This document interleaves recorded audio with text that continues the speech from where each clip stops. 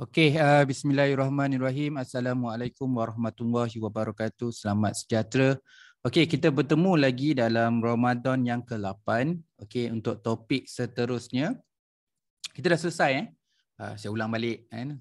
Kerap kali saya ulang balik sebab itu mungkin cara kita nak terus ingat kan. Kita dah selesai pada Ramadan yang pertama. Kita mulakan Ramadan pertama latar belakang. Seterusnya penyataan masalah, objektif, research question, research hypothesis, definisi operasi, kepentingan kajian. Dan hari ini adalah 8 Ramadan, kita akan cover limitasi kajian. Okey, limitasi kajian ini dia melibatkan beberapa. Okey, jadi dalam level 1, dalam level 1 siri 1, saya ringkaskan saja bahawa bila sebut je limitasi kajian, dua tempat, iaitu dari sudut theoretical dan juga metodologi dan analisis. Jadi theoretical dalam satu kumpulan, metodological dan analisis satu kumpulan. Tapi dalam untuk level 2 ni, saya pecahkan metodologi dan analisis itu. Especially dekat bahagian method lah, saya pecahkan 3 method tu jadi reka bentuk, data and sampling, kesahan dan kebolehpercayaan. Supaya kita nampak lebih luas. Okey, macam biasa dan saya dah maklumkan dalam kepentingan kajian kemarin bahawa limitasi kajian juga berhubungan langsung alignmentnya dengan bab 5 nanti. Dekat mana? Dekat bahagian bab 5 lepas sumbangan. Ada yang tulis recommendation and suggestion. Ada yang pecahkan jadi limitation and suggestion. Tapi di bahagian itulah. Dalam bahagian tu ataupun dalam bahagian cadangan sendiri pun kita akan jelaskan bahawa limitasi berada dalam tu. Jadi kita tahu limitasi duduk dekat bab 5 dalam bahagian recommendation and suggestion, dekat bahagian cadangan. Okey, kita terus je. Jadi dekat sini saya ulangkan balik theoreticals, okey, dan juga methodological. Nombor 1 theoretical, method kita ada reka bentuk, data sampling, kesahan dan kebolehpercayaan dan analisis. Okey, untuk bab theoretical ni, okey, dan bab analisis. Bab analisis tu jangan confuse dia kadang-kadang analisis ada yang duduk dekat bab 3, ada analisis dalam bab 4. Nanti saya rasa kebanyakan dalam bab 4, nanti saya tukar dalam slide tu berada dalam dalam bab 4. Okey. Bab 2 theoretical, bab 3 reka bentuk, data sampling, kesahan dan kebolehpercayaan, dan bab 4 adalah analisis. Okey, kalau tengok arrow tu saya tulis kat sini adalah pilihan ataupun keutamaan dan justifikasi. Jadilah dalam konteks ni bila kita nak buat research, kita kena fokus memilih yang utama. Itulah pilihan.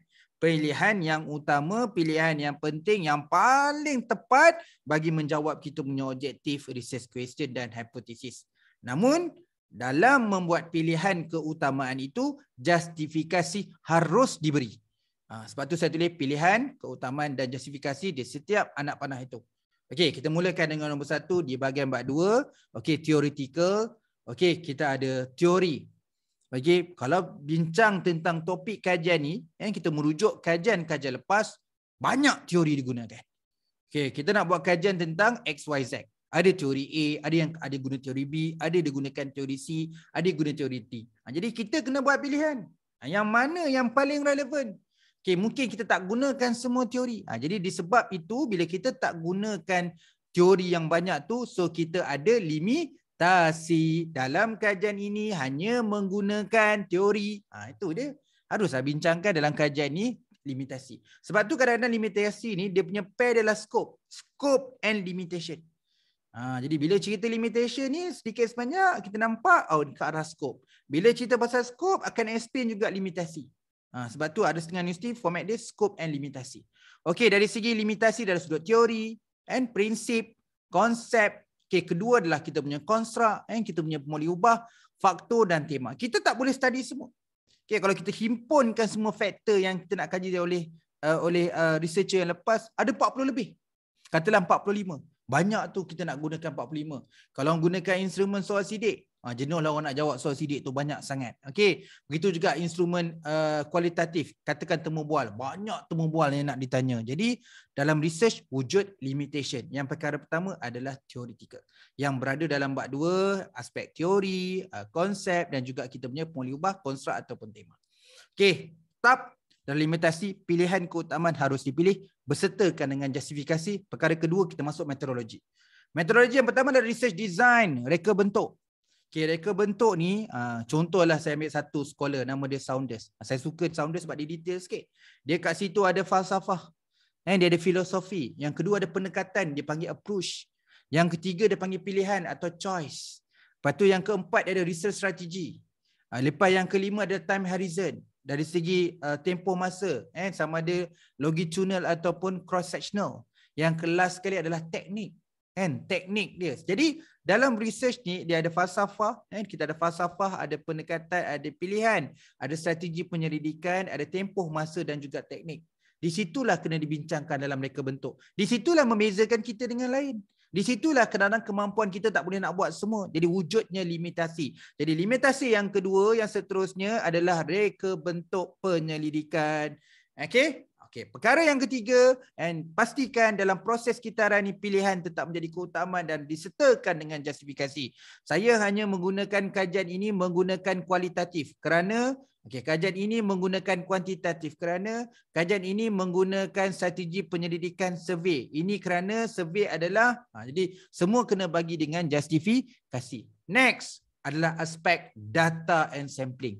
Dari segi kita punya capability, keupayaan kita mendapatkan data. Keupayaan mendapatkan data yang solid, data yang reliable, data yang sah.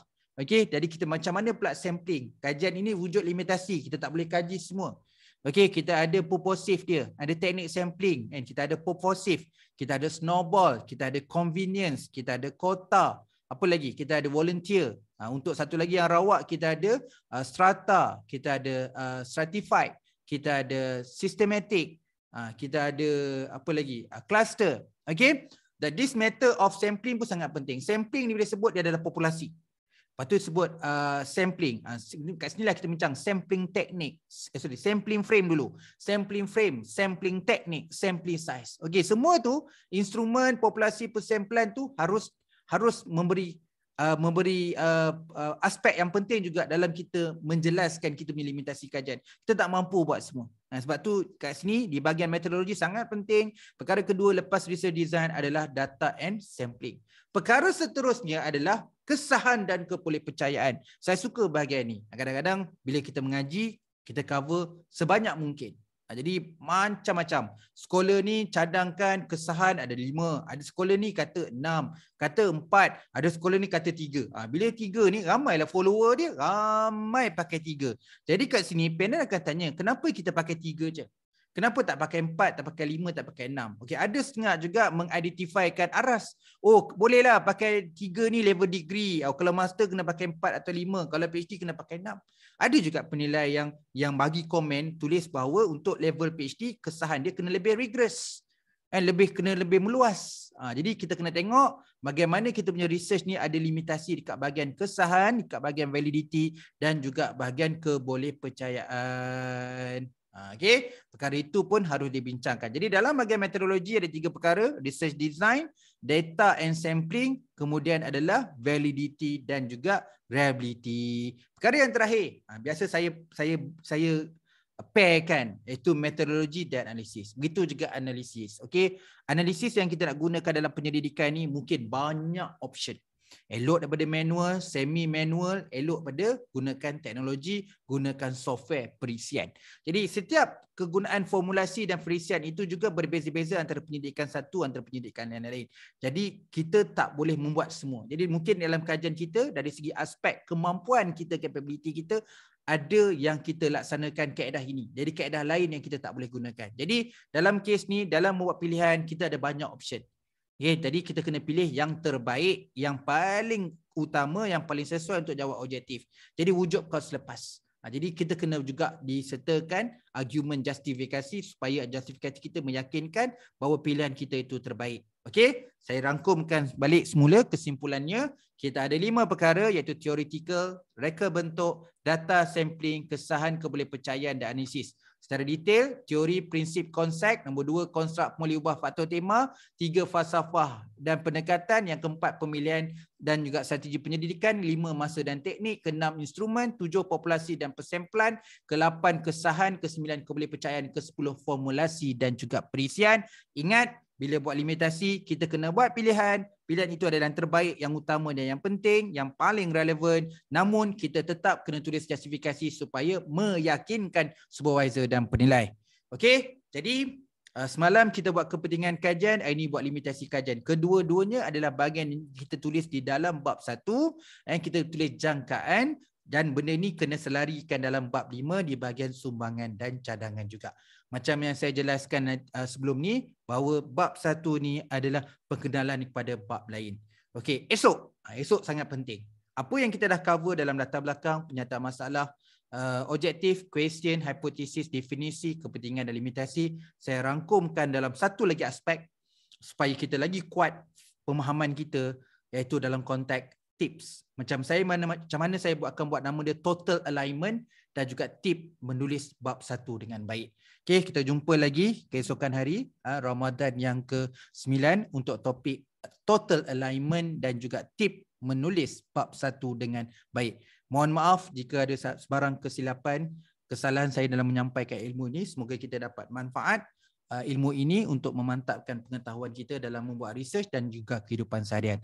Okey, terima kasih. Assalamualaikum dan selamat sejahtera.